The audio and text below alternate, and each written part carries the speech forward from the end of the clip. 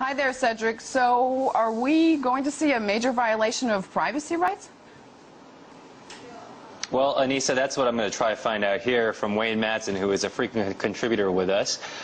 Wayne, so let's talk about this. NSA, Microsoft, what's the deal here?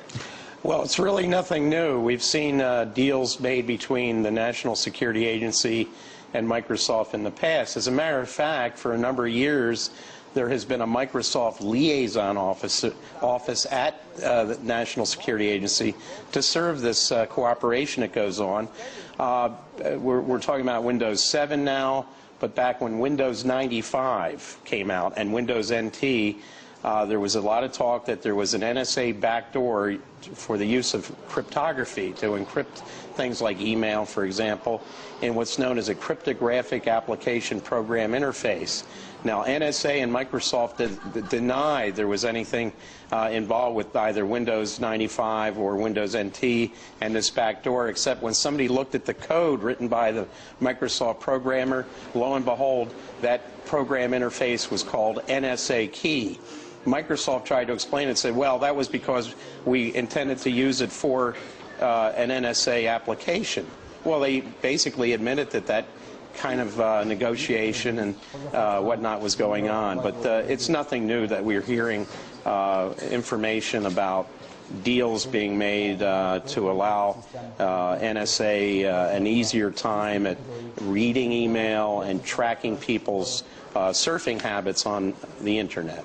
Okay, well, then that brings up another point. You know, when the layperson at home hears about the National Security NSA dealing with a company like Microsoft where they have an operating system installed on a computer from Microsoft, then all of a sudden the questions of privacy start popping up too. Are these legitimate questions of privacy?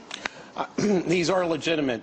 It must be, it's got to be stressed that NSA has now 3 missions. They've always had a mission of basically spying on foreign communications.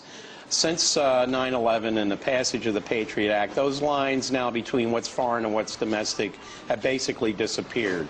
They also had the job of protecting U.S.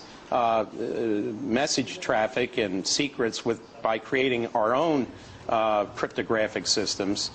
And now they're in this role of cyber security.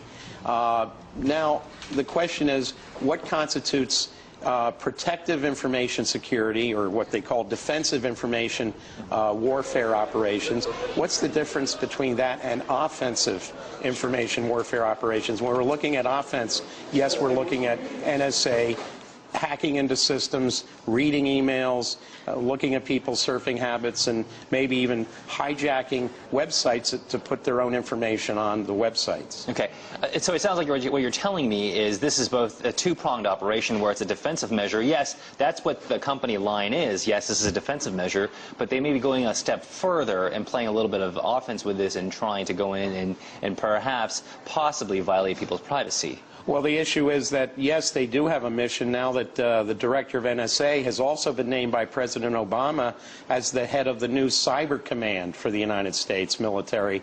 Absolutely, this is going to be a huge operation by NSA to do this type of thing. Okay, well, Anissa, you heard that right here from Wayne Madsen that this sounds like this is more than just a defensive measure for between the NSA and Microsoft. In the meantime, we'll go ahead and send it back to you there in Moscow. All right, Cedric Moon breaking it down for us with our contributor Wayne Madsen in Washington. Thanks for that.